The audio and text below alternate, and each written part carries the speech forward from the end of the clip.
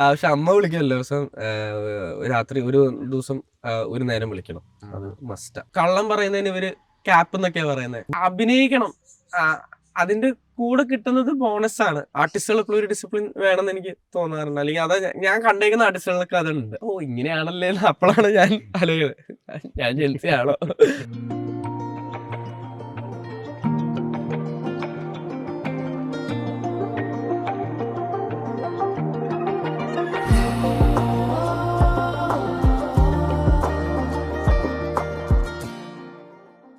മാത്യു, ഇപ്പോ കുമ്പളങ്ങി നൈറ്റ്സിന്റെ 6 വർഷമാണ്. കുമ്പളങ്ങി നൈറ്റ്സിന്റെ 6 വർഷം എന്ന് പറയുമ്പോൾ മാത്യുവിന്റെ ആക്ടർ എന്നുള്ള കരിയറിന്റെയും 6 വർഷമാണ്. അപ്പൊ ഈ 6 വർഷത്തിൽ അടുത്ത് ചെയ്തുകൊണ്ടിരിക്കുന്നത് 22ാമത്തെ സിനിമയാണ്. അപ്പൊ ഈ കുമ്പളങ്ങി നൈറ്റ്സിന്റെ പഴയൊരു ഓഡിഷൻ ടു ഓക്കെ ഷോട്ട് എന്ന് പറയുന്ന വീഡിയോ കഴിഞ്ഞ ദിവസം കാണുമായിരുന്നു. അപ്പൊ ഈ 15 വയസ്സുള്ള സ്കൂൾ സ്റ്റുഡന്റ് ആയിട്ടുള്ള മാത്യു ക്യാരക്ടറായിട്ട് മാറുന്ന ഒരു പ്രോസസ്സ് കംപ്ലീറ്റ്ലി അതിൽ കാണാൻ പറ്റും. ഈ കുമ്പളങ്ങി നൈറ്റ്സ് പോലുള്ള ദിലീഷ് പോത്തന്റെ ഒക്കെ ട്രെയിനിങ്ങില് ഒരു തുടക്കം കിട്ടിയത് അന്നുണ്ടായിരുന്ന ലേണിംഗ് ഈ 6 വർഷത്തെ കരിയറിൽ ഇപ്പോ വരെയും റൊമാൻസും ലവ്ലിയും എത്തി നിൽക്കുമ്പോൾ വരെയും ഹെൽപ്പ് ചെയ്യുന്നുണ്ടോ? ഡെഫിനറ്റ്ലി. ഞാൻ എപ്പോഴും എന്റെ ബേസ് അതാ. ഞാൻ അത് കഴിഞ്ഞിട്ട് പഠിക്കുന്ന കാര്യങ്ങൾ, പുതിയ കാര്യങ്ങളൊക്കെ പഠിച്ചിട്ടുണ്ടെങ്കിലും എന്റെ ബേസ് എപ്പോഴും അതാ. ഈ അവര് പഠിപ്പിച്ചെന്ന കാര്യങ്ങളാണ്. ഞാൻ ഒരു 6 months to 1 year ഒക്കെ ഓൾമോസ്റ്റ് ഷൂട്ട് തുടങ്ങുന്നതിന് മുമ്പ് അവരുടെ ഒപ്പം ഉണ്ടായിരുന്നു. അപ്പൊ ആ സമയത്ത് ആദ്യം എനിക്ക് കാര്യങ്ങൾ ബേസിക്സ് ഒക്കെ പറഞ്ഞു തന്നെ രാജേട്ടനാണ്, രാജ്മാധവനും ഉണ്ണിമായ ചേച്ചിയാണ് പറഞ്ഞു തന്നെ. അപ്പൊ ഇങ്ങനെ കുറച്ച് കാര്യങ്ങൾ പറയും. പിന്നെ ചിലപ്പോൾ ഒരു സീൻ എന്ന് പറഞ്ഞാൽ നമ്മൾ പടത്തിലുള്ള സീനുകളായിരിക്കില്ല ചെയ്യും, ഓൾമോസ്റ്റ് സിമിലർ സാധനം ചെയ്യിപ്പിക്കുള്ളൂ. അപ്പൊ അങ്ങനെ സീനുകളൊക്കെ ചെയ്യിപ്പിക്കുമ്പോഴൊക്കെ അപ്പൊ ആദ്യം നമുക്കൊരു ഐഡിയ ഇല്ല. അപ്പൊ നമുക്ക് എന്നെ സംബന്ധിച്ചോളൊക്കെ എങ്ങനെയായിരുന്നു ആദ്യം എന്ന് വെച്ചാൽ, ഇപ്പൊ ഡയലോഗ് ഉണ്ടെങ്കിൽ അതൊന്ന് പ്രസന്റ് ചെയ്യാന്നുള്ളൊരു ഇതേ ഉണ്ടായിരുന്നുള്ളൂ. അപ്പം പിന്നെയാണ് എനിക്ക് തോന്നുന്നത് രാജേട്ടൻ ഉണ്ണി ചേച്ചിയൊക്കെ പറയണേ, ഇതിന്റെ ഇടയ്ക്കുള്ള ഒരു സ്പേസ് ഉണ്ട്. അപ്പൊ നമ്മള് ചുമ്മാ ഡയലോഗ് പറയുന്നതിനേക്കാളും നമ്മൾ മനസ്സിൽ ആലോചിക്കുന്ന ഒരു കാര്യമായിരിക്കും നമ്മുടെ മുഖത്ത് വന്നെ. അപ്പൊ നമ്മൾ കൂടുതലൊന്നും ചെയ്യണ്ട, മനസ്സിൽ ആലോചിച്ചാൽ അത് മുഖത്ത് വരും. എനിക്ക് തോന്നുന്നു ഈ അടുത്ത് വിജയരാഘവൻ സാർ കുട്ടേട്ടനും ഏതോ ഇന്റർവ്യൂവിൽ അത് പറയുന്നുണ്ടായിരുന്നു. യെസ്. അപ്പൊ അതായിരുന്നു ബേസിക്കലി എനിക്ക് ഫസ്റ്റ് ഒരു ഓക്കെ. അപ്പൊ നമ്മൾ അങ്ങനെ കൂടുതലൊന്നും ചെയ്യണ്ട. പിന്നെ പോത്തേട്ടന്റെ കൂടെ ഒരു എനിക്ക് തോന്നുന്നു ഒരു ഹാഫ് ഡേ ഒരു സെഷൻ ഉണ്ടായിരുന്നു പടം തുടങ്ങുന്നതിന് മുമ്പ്. ഒരു 1-to-1 സെഷൻ എന്നൊക്കെ പറഞ്ഞ പോലെ ഒരു ഭയങ്കര രസമായിരുന്നു. അപ്പൊ എനിക്ക് ഭയങ്കര പേടിയായിരുന്നു. അയ്യോ, പക്ഷെ നമ്മൾ ഭയങ്കര കാമാക്കിയിട്ട് പോത്തട്ടൻ ഭയങ്കര പയ്യ കാര്യങ്ങളൊക്കെ പറഞ്ഞു തന്നു. അപ്പൊ പോത്തട്ടൻ പറയുന്നുണ്ടായിരുന്നു, ഇപ്പം നമ്മളൊരു നാടകം അങ്ങനെ എന്തെങ്കിലും സ്റ്റേജ് പെർഫോമൻസ് വരുമ്പോൾ ദൂരെ ഓഡിയൻസ്, അപ്പൊ നമ്മൾ അത്രയും അവരായിട്ട് എത്തിക്കാൻ ചെയ്യേണ്ടവരായിരിക്കും. സിനിമയിൽ വരുമ്പോൾ ക്യാമറ ഇത്ര അടുത്ത് വരെ വരും. അപ്പൊ നമ്മൾ അങ്ങനെ അത്രയും ചെയ്യണ്ട. മനസ്സിൽ വിചാരിച്ചാൽ അത് വരുമ്പോൾ അത് ക്യാപ്ചർ ചെയ്തോ. അപ്പൊ അതിപ്പോഴും എനിക്കൊരു ബേസിക് ലെസൺ ലേണിംഗ് ഒക്കെ ആയിരുന്നു. അപ്പൊ അതിലാണ് ഞാൻ ബാക്കിയുള്ള പടങ്ങളിൽ എന്റെ ലേണിംഗ് ഒക്കെ അതിൽ നിന്ന് ഞാൻ ബിൽഡ് ചെയ്ത്. എനിക്ക് ഭയങ്കര ഇമ്പോർട്ടന്റ് ആണത്. അതില്ലെങ്കിൽ ശരിക്കും, അല്ലെങ്കിൽ ആ സിനിമ ഇല്ലെങ്കിൽ ഞാൻ ഇല്ല എന്നുള്ളതാണ്. ഇപ്പം മാത്യുവിനെ പറ്റി ഇൻഡസ്ട്രിയിലുള്ള ആൾക്കാർ തന്നെ പറയുന്നത് വളരെ മെച്ചുവേർഡ് ആയിട്ട് ഓഫ് സ്ക്രീനിൽ പോലും കോൺവെർസേഷൻസ് ഉണ്ടാക്കുന്ന ഒരാളാണ്. അപ്പൊ 22 വയസ്സിനുള്ളിൽ ഫിലിം ഇൻഡസ്ട്രി ഓരോ സ്പേസിൽ മെച്ചുവേർഡ് ആയിട്ട് ബിഹേവ് ചെയ്യാൻ എങ്ങനെയത്? എനിക്ക് തോന്നുന്നത് സിനിമയിൽ ഇപ്പൊ ഞാൻ വരുമ്പോ എനിക്ക് 15-16 വയസ്സുള്ളൂ. ഞാൻ ഇന്ററാക്ട് ചെയ്യുന്ന എല്ലാവരും ഒരു mid-20s കഴിഞ്ഞിട്ടുള്ളവരായിരിക്കും. അപ്പൊ അതുകൊണ്ട് അവരെന്നെ അവോയ്ഡ് ചെയ്ത് നിർത്തുന്നില്ല, അവരെന്നെ കൂടെ കൂട്ടുന്നുണ്ട്. അപ്പൊ എനിക്ക് അതുകൊണ്ട് അങ്ങനെ ചിലപ്പോ അത്രയും മൂത്തവരുടെ ഒപ്പം വർക്ക് ചെയ്യുന്നതും അവരായിട്ടുള്ള ഇന്ററാക്ഷൻസും ആയിരിക്കും ചിലപ്പോ കുറച്ചും കൂടെ കാര്യങ്ങളെ പറ്റി മനസ്സിലാക്കാൻ കുറച്ചും കൂടെ ആ ഒരു മെച്യൂരിറ്റി വരുന്നത്. പക്ഷെ ഞാനായിട്ടെന്ന് പറയണല്ല, ഞാൻ വേറെ ഒന്നും ഇല്ലാത്ത സമയത്ത് ഞാൻ ഭയങ്കര അലമ്പാണ്. അല്ലെങ്കിൽ എന്റെ ഫ്രണ്ട്സിന്റെ കൂടെ കൂടുമ്പോ ഞങ്ങള് ആ ഒരു പ്രൊഫഷൻ എന്നുള്ള രീതിയിൽ തന്നെ പ്രൊഫഷണൽ അപ്രോച്ച് വേണം. അത് എനിക്ക് തോന്നുന്നത് കുമ്പളങ്ങി അവരുടെ ഒരു വേ ഓഫ് വർക്കിംഗ് കണ്ട് ഞാൻ ഭയങ്കരമായിട്ട് ഇൻസ്പയർഡ് ആയിട്ടുണ്ട്. എനിക്ക് ഏറ്റവും കൂടുതൽ ഞാൻ സിനിമ ആഗ്രഹിച്ചു വന്ന ഒരാളല്ല. ഞാൻ എത്തിപ്പെട്ടതാ. ഭയങ്കര ഓഡിഷൻ വന്ന് പെട്ടെന്ന് അങ്ങനെ വന്ന ഒരാളാണ് ഞാൻ. അങ്ങനെ ഒരു എഫേർട്ട് ഒന്നും എടുത്തിട്ടില്ല, അല്ലെങ്കിൽ കുറെ കാലമായിട്ട് സിനിമയിൽ വരണം അങ്ങനെ ഒരു ഇത് ഉണ്ടായിരുന്നില്ല. ഞാനപ്പോ അങ്ങനെ ഒരു ചുമ്മാ ഒരു ഓഡിഷൻ കൊടുക്കുകയും സെലക്ട് ആവുകയും എനിക്ക് തോന്നുന്നു അപ്പോഴൊക്കെ ആ ഒരു എക്സൈറ്റ്മെന്റിലാണ് പോയിക്കൊണ്ടിരുന്നത്. ഷൂട്ട് തുടങ്ങിയപ്പോ എനിക്ക് ആ പ്രോസസ്സ് കണ്ടപ്പോ, അല്ലെങ്കിൽ ഡയറക്ടർ വർക്ക് ചെയ്യും, മധുവേട്ടൻ വർക്ക് ചെയ്യുന്ന രീതി കണ്ടപ്പോ, ബാക്കി ആക്ടേഴ്സ് വർക്ക് ചെയ്യുന്ന രീതി കണ്ടപ്പോ എനിക്ക് ഭയങ്കരമായിട്ട് അയ്യോ ഇത് ഭയങ്കര രസമുണ്ടല്ലോ. അപ്പോഴാണ് ശരിക്കും ഇഷ്ടം വരുന്ന സിനിമയോടും. അത് ഗ്രോ ചെയ്തോണ്ടിരിക്കുക. കുമ്പളങ്ങി കഴിഞ്ഞപ്പോ തന്നെ ഞാൻ ഭയങ്കര ഇനിയും എന്താ വെച്ചാൽ ഇതിലെന്തെങ്കിലുമൊക്കെ ചെയ്യണം, അല്ലെങ്കിൽ സിനിമ ഭയങ്കര രസമാണ് ചെയ്യാൻ. അപ്പൊ അവരുടെ ഒരു വർക്കിംഗ് സ്റ്റൈൽ ഉണ്ട്. അതിപ്പോ അതിൽ വർക്ക് ചെയ്യുന്ന ആക്ടേഴ്സ് ആണെങ്കിലും അല്ലെങ്കിൽ ബിഹൈൻഡ് ദ ക്രൂ ആണെങ്കിലും, അപ്പൊ അതെന്നെ ഭയങ്കരമായിട്ട് എന്താ ഒരു ഇൻസ്പയർ ചെയ്തിട്ടുണ്ട്. അപ്പൊ അങ്ങനെ നമ്മളെപ്പോഴും നീറ്റ് ആവുക, അല്ലെങ്കിൽ ആൾക്കാരോട് കറക്റ്റായിട്ട് കാര്യങ്ങൾ പറയുക, അല്ലെങ്കിൽ ആ ഒരു സാധനം മെയിൻറ്റെയിൻ ചെയ്യണമെന്നുണ്ടെങ്കിൽ സെറ്റ് സമയത്തിൽ വരും, അല്ലെങ്കിൽ ചെറിയ ചെറിയ കാര്യങ്ങളായിരിക്കും ഡിസിപ്ലിൻ. അതെ അതെ, നമ്മൾ പിന്നെ അങ്ങനെ ലൂസായി പോയാൽ ശരിയാവത്തില്ലായിരിക്കും. നമ്മൾ ആർട്ടിസ്റ്റുകൾ എപ്പോഴും ഒരു ഡിസിപ്ലിൻ വേണമെന്ന് എനിക്ക് തോന്നാറുണ്ട്, അല്ലെങ്കിൽ അതാ ഞാൻ കണ്ടേക്കുന്ന ആർട്ടിസ്റ്റുകളൊക്കെ അതുണ്ട്. അപ്പൊ നമ്മളത് മെയിൻറ്റെയിൻ ചെയ്യാൻ നോക്കാം. അതിന് ഈ അച്ഛനമ്മ ചേട്ടൻ അങ്ങനെ ഒരു ഫാമിലിയിൽ നിന്നാണ് വരുന്നത്. ആ ഒരു പാരന്റിങ് അതുകൊണ്ട് ഡെഫിനറ്റ്ലി അച്ഛനും അമ്മയും. അപ്പൊ ഞാൻ ചെറുപ്പം മുതലേ കാണുന്ന ഒരു കാര്യം എന്ന് വെച്ചാൽ, അച്ഛൻ ജോലിക്ക് പോകുമ്പോൾ അച്ഛൻ ഭയങ്കര നേരത്തെ എണീക്കും. അച്ഛൻ തന്നെ അച്ഛന്റെ ഷർട്ട് അയൺ ചെയ്യും. നമ്മൾ ആരെങ്കിലും ചെയ്തു കൊടുത്താൽ അച്ഛന് ചിലപ്പോൾ ഇഷ്ടപ്പെടില്ല. അപ്പൊ ചില ദിവസങ്ങളിൽ തിരക്കാണ്, ഭയങ്കര എന്തെങ്കിലും ധൃതി ഉണ്ടെങ്കിൽ അമ്മ ചെയ്തു കൊടുക്കും. പക്ഷെ അച്ഛനെ അച്ഛന്റെ ഷർട്ട് അയൺ ചെയ്യണം. അല്ലെങ്കിൽ അച്ഛൻ എപ്പോഴും ഓൺ ടൈമാണ് ജോലിക്ക് പോകുന്നതും. അമ്മയാണെങ്കിൽ അമ്മ ഒരു ടീച്ചറാണ്. അപ്പൊ ഇവർ ഇൻസ്റ്റിൽ ചെയ്ത് തന്ന വാല്യൂസും ഡെഫിനറ്റ്ലി ഉണ്ട്. മാത്യു ചെയ്തിട്ടുള്ള ക്യാരക്ടേഴ്സിൽ കൂടുതലും തുടക്കം തൊട്ട് ഒരു ജെൻസി ക്യാരക്ടേഴ്സ് ആണ്. ഇപ്പം ധനുഷിന്റെ ഡയറക്ടോറിയൽ ചെയ്യുന്നതും ജെൻസി ക്യാരക്ടേഴ്സ് ആണ്. അപ്പൊ ഈ ജെൻസി സിനിമകളുടെ പാർട്ടായി നിൽക്കുമ്പോൾ ഇതൊക്കെ ഡയറക്ട് ചെയ്യുന്നതും മേക്ക് ചെയ്യുന്നതും ജെൻസീസ് ആണ്, മില്ലനിയേഴ്സ് ആണ്. അല്ലെങ്കിൽ അപ്പം ഇവരുമായിട്ട് ഈ കണക്ഷൻ ഉണ്ടാക്കുക. ഇപ്പം ഈ ജെൻസി മില്ലനിയൽസ് എന്നൊരു എപ്പോഴും ഒരു പ്രോബ്ലം ഉണ്ടാവുമല്ലോ, ആ ഒരു വൈബ് ഉണ്ടാക്കുക. ഞാൻ ആക്ച്വലി എന്നെ ഒരു ജെൻസി വിളിക്കില്ല, കാരണം എന്തോ അതെ അതെ, കാരണം അല്ല പെടുത്ത ഈ ഡേറ്റ് ഓഫ് ബർത്ത് ഒക്കെ വെച്ചിട്ട് ഇയർ ഒക്കെ വെച്ചിട്ട് കറക്റ്റാ. പക്ഷെ എനിക്ക് ആക്ച്വലി ഇപ്പോഴും പൂർണ്ണമായിട്ടും ഇതിന്റെ ടേംസും ഇപ്പൊ കുറെ ടേംസ് ഉണ്ട്. ഇപ്പൊ ടേക്ക് ഇൻ കേസ് ഒരു റിലേഷൻഷിപ്പിൽ ആണ് അങ്ങനെ ഒരു ഡേറ്റിംഗ് ഇതിട്ട് വരുമ്പോ എനിക്ക് തോന്നുന്നൊരു 10-50 ടേംസ് അതിനുവേണ്ടി മാത്രമാണ്. ഇതൊന്നും നമ്മള് എത്തിയിട്ടില്ല അവിടെ. അല്ലെങ്കിൽ അല്ലാത്ത ഓരോ ഇപ്പൊ കള്ളം പറയുന്നതിന് ഇവര് ക്യാപ്പ് എന്നൊക്കെയാ പറയുന്നത്. അപ്പൊ അറിയാം, പക്ഷെ ഇത് എനിക്കതൊരു ഡെയിലി കോൺവെർസേഷനിൽ ഞാൻ യൂസ് ചെയ്തൊന്നും തുടങ്ങിയിട്ടില്ല. ഇവരെന്ന് പറയുന്നത് അല്ല അതല്ല, അതാ പ്രശ്നം. ഞാൻ അങ്ങനെ പറയുമ്പോ അതാണ് ആ ഒരു എന്തോ നമുക്ക് കണക്ട് ചെയ്യാൻ പറ്റുന്നുണ്ട്, പക്ഷെ ഇത് എന്താന്ന് പൂർണ്ണമായിട്ട് മനസ്സിലാവുന്നത്. എനിക്ക് തോന്നുന്നത് ചിലപ്പോ ഭയങ്കര ഏർലി ഒരു വർക്ക് ഇതിട്ട് സിനിമയായിട്ടൊക്കെ വന്ന് ആ ഒരു എക്സ്പ്ലോർ ചെയ്യാനുള്ള ഒരു തൊട്ട് ചിന്തിക്കുന്നതൊക്കെ അങ്ങനെയാണോ? കുറച്ച് മെച്ചോർഡ് ആയിട്ടാണോ? അല്ല, അങ്ങനെ മെച്ചോർഡ് ആയിട്ടൊന്നും അല്ല. നമ്മളൊരു ആ സമയത്തുള്ള പരിപാടികൾ പിടിച്ചു പോകാനാണ്. പിന്നെ ഈ ഒരു ജെൻസി സാധനം വന്നിട്ടൊരു 3-4 ഇയേഴ്സ് ഒക്കെ ആയിട്ടുണ്ടാവണം തോന്നുന്നു. അപ്പൊ അതായിട്ട് നമ്മൾ പൂർണ്ണമായിട്ടും എത്തിയിട്ടില്ല. പക്ഷെ ഇപ്പൊ എനിക്ക് ബ്രോമാൻസ് ചെയ്യുമ്പോൾ എഡിജ് ഭയങ്കര നീ ഒരു ജെൻസി ക്യാരക്ടർ ആണെന്നുള്ളത്. അപ്പൊ എന്റെ സംഗീതന്റെ ക്യാരക്ടർ ഭയങ്കര ജെൻസി ആണ് ആക്ച്വലി പടത്തില്. അപ്പൊ ADG ആണ് പറയണത് ഇങ്ങനെയാ അതങ്ങനെയാ. അതെ അതെ, ഈവൻ സേ ധനുഷ് സാറിന്റെ പടത്തിൽ വർക്ക് ചെയ്യുമ്പോഴും എന്താ ഈസി എന്ന് വെച്ചാൽ സാറ് പെർഫോം ചെയ്ത് കാണിക്കും. സാറ് എഴുതിയേക്കുന്ന, സാറ് ഡയറക്ടർ, സാറ് എല്ലാം ചെയ്യുന്നത്. അപ്പൊ സാറിന് അറിയാം ഇതാ വേണ്ടത്. അപ്പൊ സാർ ആക്ടർ ആയതുകൊണ്ടും കൂടെ സാർ അത് എല്ലാരും, ഞങ്ങളൊരു 6 പേര് ഫ്രെയിമിലുണ്ടെങ്കിൽ 6 പേരെയും പെർഫോം ചെയ്ത് കാണിക്കും. അപ്പൊ തന്നെ ഇങ്ങനെ മാറി പറയപ്പോ ഭയങ്കര രസം കാണാൻ. കാരണം ഓരോ ക്യാരക്ടർ ഓരോ രീതിയിലാണ്. അപ്പൊ പുള്ളി അത് പെട്ടെന്ന് ചെയ്യുന്നത്. അപ്പൊ പക്ഷെ എന്താ ഹാർഡ് പാർട്ട് എന്താന്ന് വെച്ചാൽ, നീ ഒന്ന് പുള്ളിക്ക് ഒരു 24-25 ഇയേഴ്സിന്റെ എക്സ്പീരിയൻസ് ഉണ്ട്. അപ്പൊ അത് മീറ്റ് ചെയ്യാൻ കുറച്ച് കഷ്ടപ്പാടാ. സാർ നമ്മളങ്ങനെ ചുമ്മാ ചെയ്ത് അതുപോലെ ചെയ്ത് ഒപ്പിച്ചാലും വിടത്തില്ല, ഭയങ്കര പെർഫെക്റ്റ് ആയിരിക്കണം. അപ്പൊ അത് ഭയങ്കര രസമായിരുന്നു. പക്ഷെ ഇവര് പറഞ്ഞ കാര്യങ്ങൾ അപ്പൊ ഇങ്ങനെയാണല്ലേ, അപ്പോഴാണ് ഞാൻ ആലോചിക്കുന്നത് ഞാൻ ജെൻസിയാണോ എന്നുള്ളൊരു ഇതിട്ട് പോകും. ഞാൻ സിനിമയിൽ വന്നിട്ട് ആക്ടേഴ്സ് തിയേറ്ററിൽ ട്രെയിനിങ് എടുക്കുന്നതും തിയേറ്ററിൽ നിന്ന് ആക്ടേഴ്സ് സിനിമയിൽ ചെയ്യുന്നതും ഒക്കെ ഉണ്ട്. അപ്പം ഈ ഏജില് മാത്യുവിന് ആദിശക്തി പോലെ ഇന്ത്യയിലെ ഏറ്റവും ടോപ്പ് ആയിട്ടുള്ള ഒരു തിയേറ്റർ ഗ്രൂപ്പിന്റെ കൂടെ ഒരു ട്രെയിനിങ് എടുക്കണം എന്ന തോന്നൽ എങ്ങനെയുണ്ടായി? എനിക്കൊന്ന് പ്രകാശൻ ബർക്കട്ട് ചെയ്യുന്ന സമയത്തൊക്കെ, അല്ലെങ്കിൽ ഒരു കോവിഡിന്റെ ഫസ്റ്റ് ലോക്ക്ഡൌൺ ഒക്കെ കഴിഞ്ഞ് നിൽക്കുന്ന സമയത്ത് എന്തെങ്കിലും ഒരു വർക്ക്ഷോപ്പ് ഒക്കെ ചെയ്യണമെന്ന് ഭയങ്കര ആഗ്രഹം ഉണ്ടായിരുന്നു എനിക്ക്. കുറച്ചും കൂടെ എക്സ്പ്ലോർ ചെയ്യാനോ, അല്ലെങ്കിൽ അറിയാവുന്നതിനേക്കാളും കുറച്ചും കൂടെ കൂടുതൽ പഠിക്കണം അല്ലെങ്കിൽ എന്തൊക്കെയാണ് ഇതിന്റെ പോസിബിലിറ്റീസ് എന്നൊക്കെ അറിയാൻ, ഒരു ആക്ടിങ് അതിന്റെ പോസിബിലിറ്റീസ് എന്താ, അതിൽ വേറെ എങ്ങനെയൊക്കെ ഡീറ്റെയിൽ കൊണ്ടുവരാൻ പറ്റും എന്നൊക്കെ ഉള്ളൊരു അറിഞ്ഞിരിക്കണം അറ്റ്ലീസ്റ്റ്.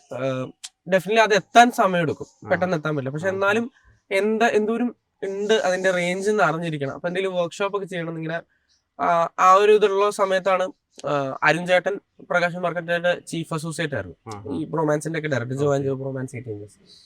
അപ്പോൾ അരുൺ ചേട്ടനെ പറഞ്ഞിട ഇങ്ങനെ ഒരു തിയേറ്റർ ഇതുണ്ട്, റിസർച്ച് സെന്റർ ഉണ്ട് ആദിശക്തി. അവർക്ക് വർക്ക്ഷോപ്പുകളുണ്ട് 10 ദിവസത്തെ. ഞാൻ നോക്കിയപ്പോ എന്തൊന്നും പോയി ചെയ്തേക്കാം. 10 days അവർ ഓൺ ക്യാമ്പസ് തന്നെ, നമ്മൾ അവിടെ തന്നെ നിന്ന്. അപ്പൊ ഒരു ട്രിപ്പ് പോലെ ആവുമല്ലോ, നമുക്ക് ഒരു വേറൊരു എക്സ്പീരിയൻസ് ആയിരിക്കും എന്ന് പറഞ്ഞ് പോയി നോക്കിയപ്പോ അവിടെ ഫുൾ മലയാളികളാണ് മോസ്റ്റ് ഓഫ് അവിടെ. അത് എന്റെ ഹെഡ് ചെയ്യുന്നത് വിനയേട്ടൻ തൃശ്ശൂർ, നിമി ചേച്ചി, സൂര്യചേട്ടൻ, മീതു ഒക്കെ ആയിരുന്നു. ഞാൻ അവിടെ ചെന്നപ്പോ ആഷിക, റാണി. അപ്പോ ആ 10 days എനിക്ക് ഭയങ്കര റിഫ്രഷിങ് ആയിരുന്നു. എന്തൊക്കെയുണ്ട്, അല്ലെങ്കിൽ എങ്ങനെയാ നമ്മളൊരു പെർഫോമൻസിനെ ഡീറ്റെയിൽ ചെയ്യുന്നത്, അല്ലെങ്കിൽ നമുക്ക് എങ്ങനെ ഓഡിയൻസിന്റെ അറ്റൻഷൻ ഗ്രാബ് ചെയ്യാൻ പറ്റും എന്നൊക്കെ ഉള്ളത് ലേണിങ് ഭയങ്കര അടിപൊളിയായിരുന്നു.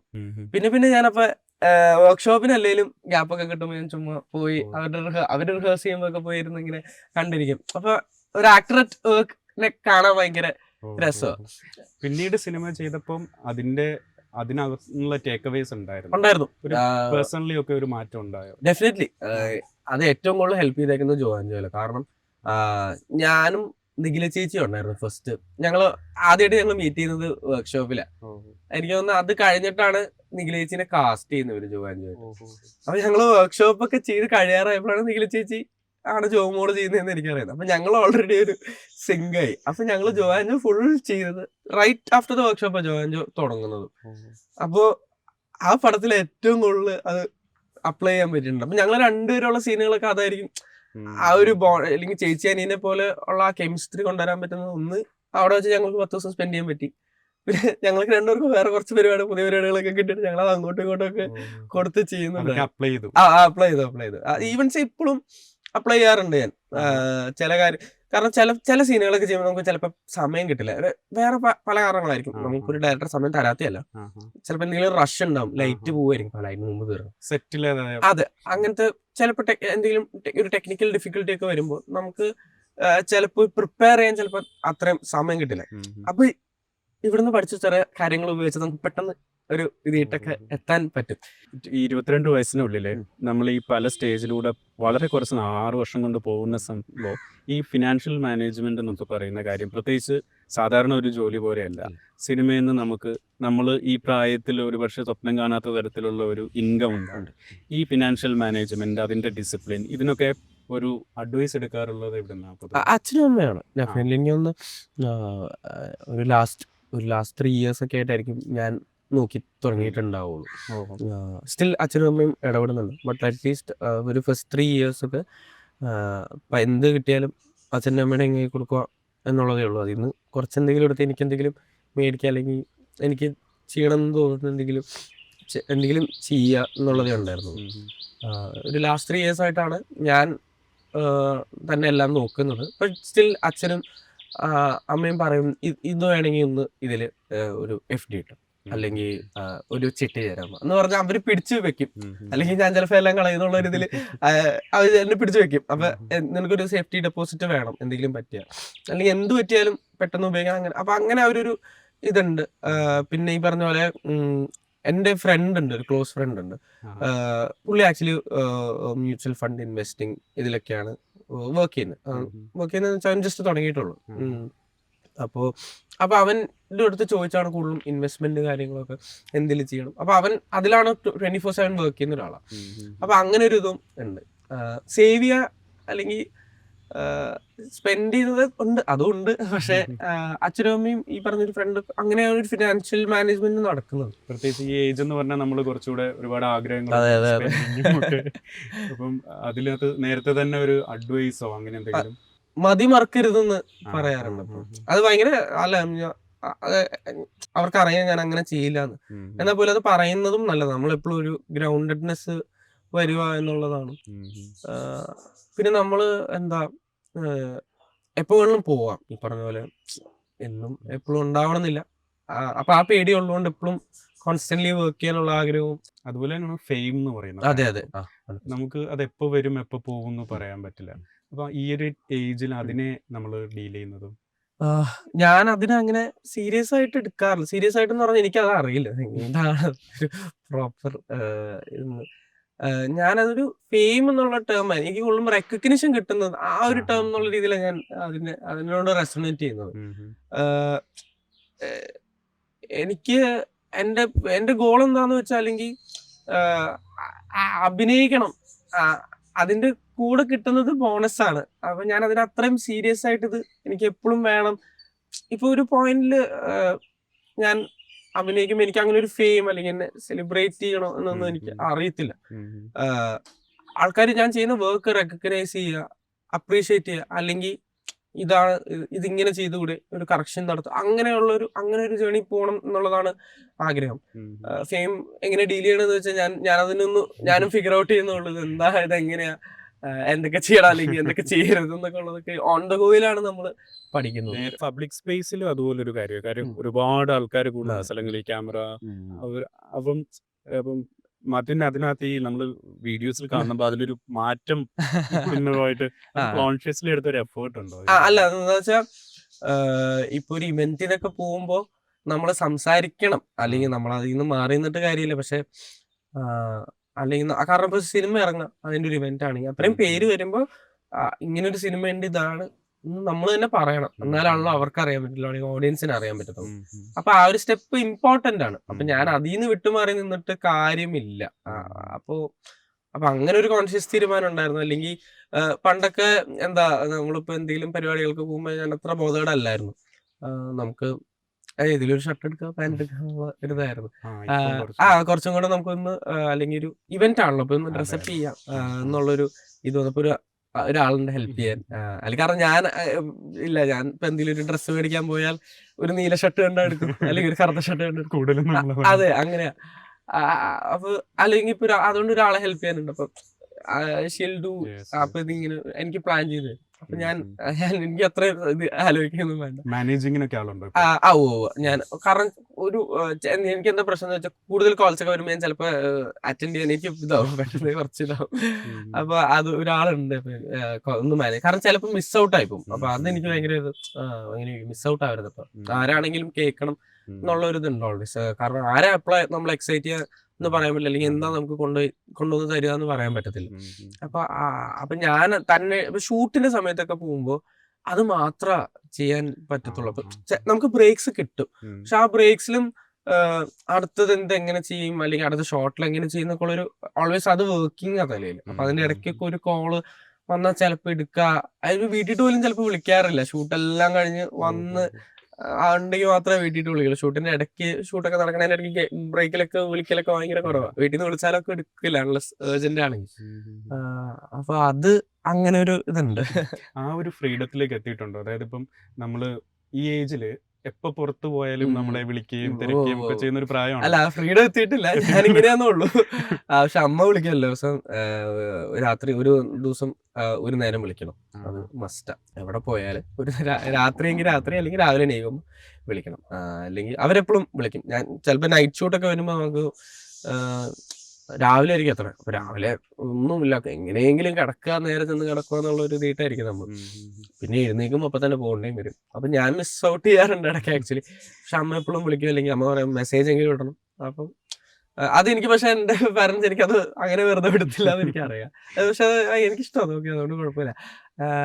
അപ്പൊ അതുകൊണ്ട് അങ്ങനെ എനിക്ക് തോന്നുന്നുള്ള ഒരു പോയിന്റ് എത്തുമ്പോ ഇനിയിപ്പോ അവൻ നോക്കിക്കോളും, വിളിച്ചില്ലേലും കുഴപ്പമൊന്നുമില്ല എന്നുള്ള എന്റെ അമ്മ ഒരിക്കലും വിചാരിക്കില്ല. എന്റെ അമ്മ എപ്പോഴും എന്നെ വിളിക്കുന്നത്.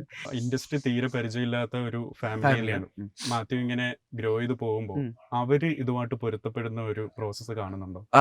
എനിക്ക് തോന്നുന്നു അതിന്റെ ഒരു ഫസ്റ്റ് ഇപ്പൊ കുമ്പളങ്ങി വന്നു, ഇപ്പൊ അമ്മ അങ്ങനെ ഒരു ഫസ്റ്റ് തന്നെ പോയിക്കോട്ടെ, പിന്നീട് മൊത്തം വന്നപ്പോഴും വെക്കേഷൻ ആയിരുന്നു ആ സമയത്ത്. അപ്പൊ ഓക്കെ എന്നുള്ളതായിരുന്നു. വണ്ണാന്ന് തോന്നുന്നു എനിക്ക് ആക്ച്വലി സ്കൂളിന്റെ ഇടയ്ക്ക് ഞാൻ പോയി ചെയ്തു. അപ്പൊ ക്ലാസ്സിൽ നിന്നൊക്കെ ഒരു ബ്രേക്ക് എടുത്ത്, കുമ്പളങ്ങി ഉണ്ടായിരുന്നു, പക്ഷെ അതൊരു ഫസ്റ്റ് പടമായിട്ട് അങ്ങനെ സീരിയസ് ആയിട്ട് എടുത്തില്ല. 11th ആയിരുന്നു. 12th നടക്കുമ്പോഴാണ് ഞാൻ ഒരു പ്രോപ്പർ കുറെ കാലം ക്ലാസ്സിൽ പോവാണ്ട് പോയി ചെയ്തൊരു പടം. അപ്പൊ അപ്പോൾ അപ്പത്തേക്കും ഞാനും വീട്ടിൽ പറഞ്ഞു എനിക്കിത് ഒന്ന് പെർസ്യൂ ചെയ്താൽ കൊള്ളാമെന്നുണ്ട്.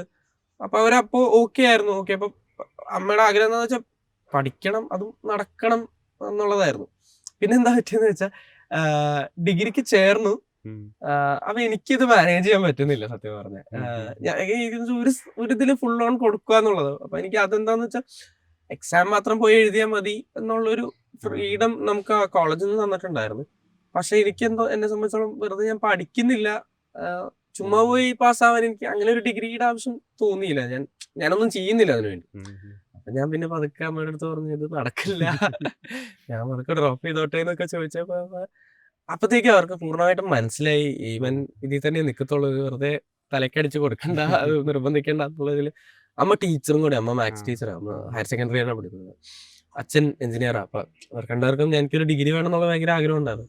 അത് നടന്നിട്ടില്ല. എനിക്ക് തോന്നുന്നൊരു ഒരു ഇയർ കഴിഞ്ഞ് കുറച്ച് കഴിഞ്ഞപ്പോഴത്തേക്കും ഡ്രോപ്പ് ചെയ്തു. അത് കഴിഞ്ഞിട്ടും അമ്മ പറഞ്ഞു എന്തെങ്കിലും ഒരു ഓൺലൈൻ ഓപ്പൺ കോഴ്സ് ഒക്കെ പോലെ എന്തെങ്കിലും ചെയ്യുന്ന പറഞ്ഞപ്പോൾ ഞാൻ നോക്കാന്ന് പറഞ്ഞു എന്നല്ലാണ്ട് ഞാൻ ചെയ്യുന്നില്ല. ഇതിൽ തന്നെ നിൽക്കുമ്പോ എനിക്ക് വേറെ ഒന്നിട്ടോ അങ്ങനെ ഇത് ഞാൻ ഇതിനോട് റിലേറ്റഡ് ആയിട്ടുള്ള എന്തെങ്കിലും ചെയ്യാം നമുക്ക്. പക്ഷെ അല്ല പഠിക്കാന്നുള്ളതല്ല, വേറെ എന്തെങ്കിലും കാര്യങ്ങൾ അങ്ങനത്തെ ഒരു ആക്ടിവിറ്റി പഠിക്കുക, അല്ലെങ്കിൽ എന്തെങ്കിലും ഇതിനു വേണ്ടി പഠിക്കുക എന്നൊക്കെ ഉള്ളതേ ഉള്ളൂ. അല്ലാണ്ടൊരു ബുക്ക് എടുത്ത് പഠിച്ച് എക്സാം ഒക്കെ പോയി എഴുതാനുള്ളൊരു മൈൻഡ് സെറ്റ് ഇല്ല ആക്ച്വലി. നമ്മള് സക്സസ് ഉണ്ടാവും, അത് കഴിഞ്ഞ് ചില സിനിമകൾ ഇപ്പൊ കപ്പ്, ആ സിനിമകളൊന്നും അത്ര അങ്ങോട്ട് വർക്ക് ആയില്ല, പക്ഷെ പെർഫോമൻസ് വൈസ് അത് റെക്കഗ്നൈസ് ചെയ്യപ്പെട്ടു. അപ്പം അങ്ങനെയുള്ള പല സ്റ്റേജസിനെ നമ്മൾ എങ്ങനെ ഫേസ് ചെയ്യും എന്നുള്ള ഒരു കാര്യമുണ്ടല്ലോ. അപ്പം ചിലപ്പോൾ ഓരോരോ അപ്പ് ആൻഡ് ഡൗൺസ് ഉണ്ടല്ലോ, അതിനെ എങ്ങനെയാണ് നമ്മൾ ഡീൽ ചെയ്യുന്നത്? എന്ത് ഇപ്പൊ എനിക്ക് തോന്നുന്നു പ്രകാശൻ വർക്കട്ടെ ഇറങ്ങിയപ്പോ ഓടി പടം എല്ലാരും കണ്ടു, പക്ഷെ അത് ഡിസേർവ് ചെയ്യുന്നൊരു ഇത് കിട്ടിയിട്ടുണ്ട്, അല്ലെങ്കിൽ അത്രയും ഒരു ഓഡിയൻസ് ആയിട്ട് എത്തിയിട്ടുണ്ടായിരുന്നില്ല. പക്ഷെ അത് സീല് വന്നപ്പോ എല്ലാരും കണ്ട് കുറെ മെസ്സേജുകൾ അപ്പളാ ശരിക്കും വന്നത്. അപ്പൊ ഞാനിങ്ങനെ ആലോചിക്കരുത് എന്തുകൊണ്ടായിരിക്കും അത് തിയേറ്ററിൽ. അപ്പൊ എനിക്ക് മനസ്സിലായത് എന്താന്ന് വെച്ചാൽ നമ്മൾ അതിനെ അത്രയും മാർക്കറ്റ് ചെയ്ത രീതിയോ അല്ലെങ്കിൽ അത് എങ്ങനെ നമ്മൾ പ്രസന്റ് ചെയ്തു എന്നുള്ള ഒരു ഫാക്ടർ ഉണ്ടായിരുന്നു. ക്രിസ്റ്റി വന്നപ്പോ നമ്മളതിന് പ്രോപ്പറായിട്ട് മാർക്കറ്റ് ചെയ്തിട്ടുണ്ടായിരുന്നു, എല്ലാവർക്കും അറിയാവുന്ന. പക്ഷെ സിനിമയില് ചില ഏരിയകൾ ചിലപ്പോൾ ആൾക്കാർക്ക് കണക്ട് ചെയ്യാൻ പറ്റി കാണത്തില്ല. അപ്പോൾ ഞാൻ എന്താ ചെയ്യണമെന്ന് വെച്ചാൽ ഇപ്പൊ ഒരു സാധനം നമ്മൾ ഉദ്ദേശിച്ച ഒരു ഇതിൽ വന്നില്ലെങ്കിൽ എന്താണ് പറ്റിയെന്നൊരു സ്റ്റഡി നടത്താൻ ശ്രമിക്കാറുണ്ട്. എന്തുകൊണ്ടാണ് അത് വർക്ക് ആവാണ്ടിരുന്നത്, അല്ലെങ്കിൽ എന്താണ് ഇതിൽ വർക്ക് ആയത്, അങ്ങനത്തെ ഒരു സ്റ്റഡി ഉണ്ടായിരുന്നു. കപ്പിനെ സംബന്ധിച്ചോളം എനിക്ക് തോന്നുന്നത് മേജറായിട്ട് എന്താ പറ്റിയെന്ന് വെച്ചാൽ ഒരു 2 years എടുത്തു അത് ഇറങ്ങാൻ. നമ്മൾ ഷൂട്ട് ചെയ്ത് വെച്ചൊരു സമയം ഉണ്ടായിരുന്നു. ആ സമയത്തായിരുന്നെങ്കിൽ കുറച്ചും കൂടെ ചിലപ്പോൾ ആൾക്കാർക്ക് കുറച്ചും കൂടെ കണക്ട് ചെയ്യുന്നത്. ഒരു 2 years ഇരിക്കുമ്പോൾ എന്താന്ന് വെച്ചാൽ കണ്ടന്റ് മാറുവാണ്, മലയാള സിനിമയ്ക്ക് ഒരു ഡ്രാസ്റ്റിക് ചേഞ്ച് വരുന്നു, അപ്പൊ ഓഡിയൻസ് മാറുവാണല്ലോ അതിന്റെ. അപ്പൊ നമ്മൾ ആ ഒരു ഇച്ചിരി ഒരു ഓൾഡ് കണ്ടന്റ് എന്നുള്ള രീതിയിൽ വന്നുപോയി. അപ്പൊ അതാണ് എനിക്ക് തോന്നുന്നത് കപ്പിന് സംഭവിക്കുക ഉണ്ടായത്. അപ്പൊ ഞാൻ എപ്പോഴും എന്താ വെച്ചാൽ ഒരു സാധനം വർക്ക് ആയില്ലെങ്കിൽ അത് എന്തുകൊണ്ടാണ്, അല്ലെങ്കിൽ എന്തുകൊണ്ടാണ് ഒരു മേജർ ക്രൗഡിന് വർക്ക് ആവാത്തെന്നുള്ളൊരു സ്റ്റഡി നടത്താൻ ശ്രമിക്കാറുണ്ട്. പക്ഷെ ഓൾവേസ് ഹാപ്പിയാണ്, കാരണം ഇപ്പൊ ക്രിസ്റ്റി എടുക്കുവാണെങ്കിൽ കുറെ പേര് പേഴ്സണലി മെസ്സേജ് അയക്കുന്നുണ്ട്, അല്ലെങ്കിൽ കുറെ പേർക്ക് ആ പടം ഇഷ്ടമാണ്. അപ്പൊ അതുകൊണ്ട് ഹാപ്പിയാണ് ആക്ച്വലി. പിന്നെ ഫെയിലിയേഴ്സ് ഇല്ലെങ്കിലും നമുക്ക് ചിലപ്പോ ഒരു പുഷ് ഉണ്ടാവില്ലായിരിക്കും. നമുക്ക് ഫെയിലിയേഴ്സ് ഇല്ലെങ്കിൽ ലേൺ ചെയ്യാനുള്ള ഒരു സ്കോപ്പ് ഉണ്ടാവില്ലായിരിക്കും. അപ്പൊ അതിന് ഞാൻ എപ്പോഴും അങ്ങനെയാ കാണുന്നത്. വിഷമം ഉണ്ടാവാറുണ്ടോ ഓൾസോ. ഈ നമ്മൾ ഈ സക്സസിൽ നിൽക്കും, അല്ലെങ്കിൽ കൊമേഴ്ഷ്യൽ സിനിമയിൽ നമ്മളൊരു ട്രാവൽ പോകുമ്പോൾ തന്നെ സിനിമകളെല്ലാം ഹിറ്റ് ആയിരിക്കുമ്പോൾ തന്നെ ഒരു parallel cinema, independent cinema select ചെയ്യുന്നു.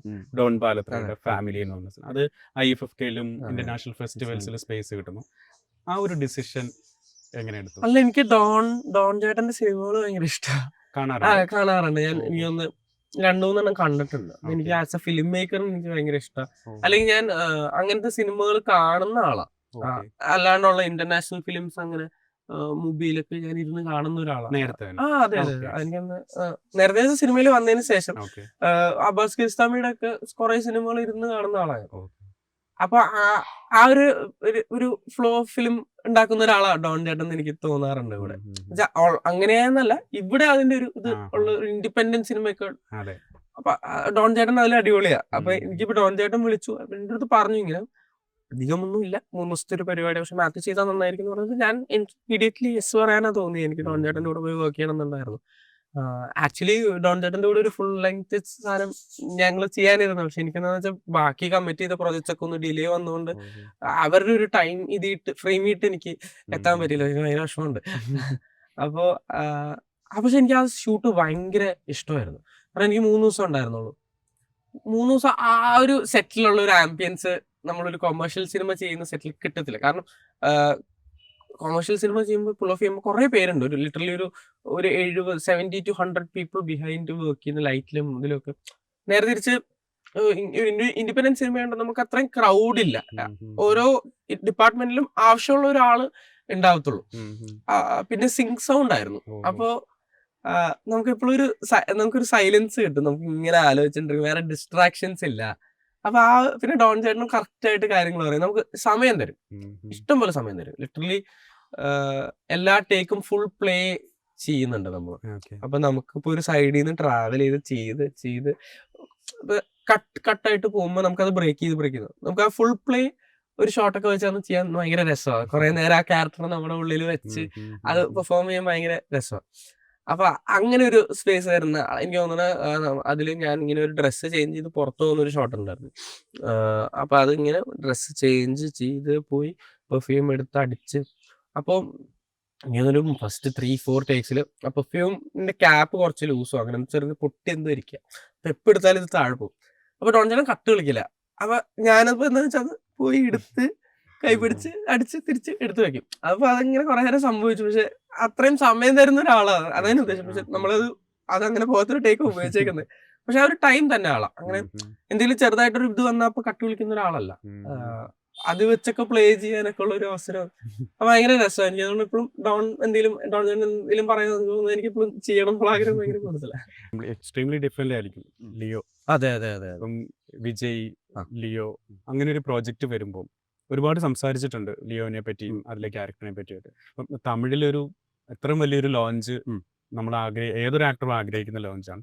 അപ്പം അങ്ങനെ ഒരു സ്പേസിൽ അത്രയും സ്റ്റാർ വാല്യൂ ഉള്ള ഒരു അദ്ദേഹത്തിൻ്റെ കൂടെ ചെയ്യുമ്പോൾ ഒബ്സർവ് ചെയ്ത് നമുക്ക് നോട്ട് ചെയ്ത ക്വാളിറ്റീസ് ഉണ്ട്, പഠിച്ച കാര്യങ്ങളുണ്ട്. ഞാൻ ഏറ്റവും കൂടുതൽ നോട്ട് ചെയ്തേക്കുന്ന സാർ ഭയങ്കര ഗ്രൗണ്ടഡ് ആയിട്ടുള്ള ഒരാളാണ്. ഭയങ്കര എല്ലാവരെയും ഒരേപോലെ കാണുന്ന ഒരാളാണ്. സാറിന് ആക്ച്വലി ടീമുണ്ട് സാറിന്റെ കാര്യങ്ങൾ നോക്കാനോ അല്ലെങ്കിൽ. പക്ഷെ എനിക്ക് ആരും അങ്ങനെ എപ്പോഴും അടുത്തില്ല. സാർ എപ്പോഴും തന്നെയാണ് എന്നുവെച്ചാൽ സാറിന് ഷൂട്ടില്ലെങ്കിൽ പോലും വേറെ എന്തെങ്കിലുമൊക്കെ ഉണ്ടെങ്കിൽ സാറ് ചുമ്മാ സെറ്റിൽ വന്ന് എവിടെയെങ്കിലുമൊക്കെ ഇരിക്കും, ചുമ്മാ ഇരിക്കും, അല്ലെങ്കിൽ അങ്ങോട്ടും ഇങ്ങോട്ടൊക്കെ നടക്കുന്നതാണ്. ലൈൻസ് എപ്പോഴും കയ്യിലുണ്ടാവും. അപ്പൊ അതും കോൺസ്റ്റന്റ്ലി എന്ത് ചെയ്യും, അല്ലെങ്കിൽ ഇങ്ങനെ ചെയ്യട്ടെ, അല്ലെങ്കിൽ ലൊക്കേഷൻ്റെ അടുത്ത് നമുക്ക് ചോദിക്കുന്ന ലോകേഷ് സാറിൻ്റെ അടുത്ത് പോയി ചോദിക്കുന്നതാണ് ഇങ്ങനെ ചെയ്ത് നോക്കട്ടെ. അപ്പൊ ആ ഒരു കോൺവെർസേഷൻ വന്ന് വേറൊരു സാധനം ഉണ്ടാവുമായിരിക്കും. അപ്പൊ അതൊക്കെ ഭയങ്കര ക്ലോസ് ആയിട്ട് കാണാൻ പറ്റിയത് ഭയങ്കര രസമാണ്. പിന്നെ ഭയങ്കര പങ്ക്ച്വലാണ്. എന്ത് ഇതുണ്ടെങ്കിലും ഇപ്പൊ നമുക്കൊരു ഷൂട്ട് കഴിഞ്ഞ് ഒരു പരിപാടി ഉണ്ട്, അത് ലേറ്റ് ആയിട്ട് പോവുകയാണെങ്കിൽ പോലും സാർ 7:30 അവിടെ ഷാർപ്പ് എത്തിയിരിക്കും. ഷൂട്ട് തുടങ്ങും, എല്ലാം സെറ്റ് ചെയ്ത് വരാനൊക്കെ എനിക്ക് ഒന്ന് ഫസ്റ്റ് ഷോട്ട് എടുക്കുമ്പോൾ ഒരു 10 ആവും. പക്ഷെ എന്നാലും സാർ എനിക്ക് ഒന്ന് 7:30 ആകുമ്പോഴത്തേക്ക് അവിടെ എത്തി റെഡി ആയിട്ടിരിക്കുന്നുണ്ടാവും. അപ്പൊ അതെനിക്ക് ഭയങ്കര ഇൻസ്പയറിംഗ് ആയിരുന്നു. എന്ത് പറ്റിയാലും, കാരണം അത്രയും സ്റ്റാർ വാല്യൂ ഉണ്ടെങ്കിൽ അത്രയും വലിയൊരു ആൾക്ക് പറയാം ഞാൻ കുറച്ച് ലേറ്റ് ആയിട്ടാണ് ഇന്നലെ കിടന്നത്, അപ്പൊ എനിക്ക് ഒരു 9 മണിക്ക് ഞാൻ എത്തത്തുള്ളൂ. പക്ഷെ ഒരിക്കലും പുള്ളി എനിക്ക് അങ്ങനെ ചെയ്തിട്ടുള്ളത്. ഏത് സെറ്റാണെങ്കിലും എനിക്ക് 7:30 പുള്ളി ആയിരിക്കും. എനിക്കൊന്ന് പുള്ളിയായിരിക്കും ചിലപ്പോൾ ഫസ്റ്റ് ആളാണ് സെറ്റ് എന്ന്. അതിന്റെ ആവശ്യമില്ല, കാരണം പുള്ളിക്ക് റെഡി ആകുമ്പോൾ വന്നാൽ മതി. പക്ഷെ അതൊക്കെ എന്നെ ഭയങ്കരമായിട്ട് ഞെട്ടിച്ച കാര്യങ്ങളാണ്. കാരണം ഇത്രയും ഒരിതില് പൊസിഷനിൽ എത്തിയിട്ടും ആ ഒരു ഉള്ള സർട്ടൺ വാല്യൂസും എത്തിക്സും അതേപോലെ തന്നെ മെയിൻറ്റെയിൻ ചെയ്ത് അതിനെ ഹോൾഡ് ചെയ്ത് പോകാന്ന് പറഞ്ഞാൽ വലിയ കാര്യം. കാരണം ചിലപ്പോൾ നമ്മൾ ഗ്രോ ചെയ്യുന്നതനുസരിച്ച് നമ്മുടെ വാല്യൂസും മാറായിരിക്കാം. സ്റ്റിക്ക് ഓൺ ചെയ്യാൻ ഭയങ്കര പാടായിരിക്കും നമുക്ക്. ഇപ്പൊ ഇതേ ഞാൻ ചെയ്യുള്ളൂ അങ്ങനത്തെ ഒരാളെ. അപ്പൊ എനിക്ക് അത് ഭയങ്കര ഇതായിട്ട് തോന്നും. അത് അപ്ലൈ ചെയ്യാറുണ്ടല്ലേ? ഡെഫിനറ്റ്ലി ഞാനെപ്പോഴും അത് ശ്രമിക്കാറുണ്ട്. നമ്മളും എപ്പോഴും എന്താണേലും ഒരു ഓൺ ടൈം എത്തുക എന്നുള്ളൊരു കാര്യം ഇപ്പോഴും ഇമ്പോർട്ടന്റ് ആണെന്ന് തോന്നുന്നു. അതുപോലെ തന്നെ ഇപ്പൊ ധനുഷ് ആണെങ്കിലും, പിന്നെ തുടക്കത്തിൽ തന്നെ ഫാസിൽ, മമ്മൂട്ടി, പിന്നെ ഫെമിൽ, തൃഷ, ഇങ്ങനെ ഭയങ്കര ഡൈവേഴ്സ് ആയിട്ടുള്ള ആൾക്കാരുടെ കൂടെ ചെറിയൊരു പീരീഡിൽ തന്നെ വർക്ക് ചെയ്യാൻ പറ്റി. അവിടെ നിന്നൊക്കെയുള്ള ടേക്ക് അവേസ് ഉണ്ടാവുമല്ലോ? ഡെഫിനറ്റ്ലി. അങ്ങനെ ഞാൻ എപ്പോഴും നോട്ട് ചെയ്യാറുണ്ട്, ഒരു ആക്ടർ വന്നിട്ട് എന്താ ചെയ്യുന്നത്, അല്ലെങ്കിൽ ഇവരുടെ ഒരു ഭയങ്കര എവിഡന്റ് ആയിട്ടല്ല ഞാൻ അങ്ങനെ പോയി ചോദിക്കാറൊന്നുമില്ല ആരും എന്താ ചെയ്യുന്നത് എനിക്കറിയില്ല. പക്ഷെ ഒരു ആക്ടർ അല്ലെങ്കിൽ ഒരു ഇപ്പൊ മമ്മൂക്കയുടെ കൂടെ വർക്ക് ചെയ്യുമ്പോൾ മമ്മൂക്ക ഒരു സീൻ എങ്ങനെയാണ് മമ്മൂക്ക വന്ന് ചെയ്യുമ്പോ എന്തൊക്കെയാ മമ്മൂക്ക നമുക്ക് സ്ക്രിപ്റ്റ് അറിയാവുന്നതുകൊണ്ട് കൊണ്ടാണ് അത് നോട്ട് ചെയ്യാൻ പറ്റുന്നത്. നമുക്ക് സ്ക്രിപ്റ്റ് കിട്ടുന്നുണ്ട് അല്ലെങ്കിൽ മമ്മൂക്കയുടെ ഡയലോഗ് ഇതാണെന്ന് നമുക്ക് അറിയാം. അപ്പൊ ഈ സെറ്റ് ഓഫ് ഇതില് മമ്മൂക്ക എന്താണ് ഡീറ്റെയിലിംഗ് കൊണ്ടുവരുന്നത് അല്ലെങ്കിൽ ഇത് ഇപ്പൊ ചിലപ്പോ എന്താന്ന് വെച്ചാൽ ഞാൻ ഈ സീനിൽ കാണുന്ന രീതിയിലേ ആയിരിക്കില്ല വേറൊരു ആക്ടർ ഒരു സീനിനെ കാണുന്നത്. അപ്പൊ അയ്യോ അതെങ്ങനെയാ ആ പെർസ്പെക്റ്റീവിട്ട് എത്തിയേ എന്നുള്ളതൊക്കെ ഉണ്ട്. കാരണം അത് ചിലപ്പോൾ എഡിറ്റിലും മാറാറുണ്ട് കേട്ടോ. അങ്ങനെ നമ്മൾ ചെയ്തു വെച്ച പെർസ്പെക്റ്റീവിലായിരിക്കില്ല എഡിറ്റ് ഒക്കെ വരും. അപ്പൊ അതെന്നെ എപ്പോഴും എക്സൈറ്റ് ചെയ്യുന്ന ഒരു കാര്യം. കാരണം വായിക്കുമ്പോൾ കൊന്ന ഒരു ഫസ്റ്റ് ഇംപ്രഷൻ വിട്ട് വേറെ എങ്ങനെയൊക്കെ ഇതിനെ കൺസീവ് ചെയ്യാന്നുള്ളൊരു മൊമെന്റ് ഇട്ടതിന്. അപ്പൊ അത് ഞാൻ എപ്പോഴും നോക്കാറുണ്ട് എങ്ങനെയാ ഒരു ആക്ടർ അതിനെ നോക്കുന്നത്. ഇപ്പൊ ഞാൻ ഇപ്പൊ ചെയ്യുന്ന പടത്തില് ഞാൻ ഉണ്ട്, റോഷൻ ഉണ്ട്, നമ്മുടെ ആവേശത്തിൽ അഭിനയിച്ച റോഷൻ, ശരത് സഭ ഉണ്ട്.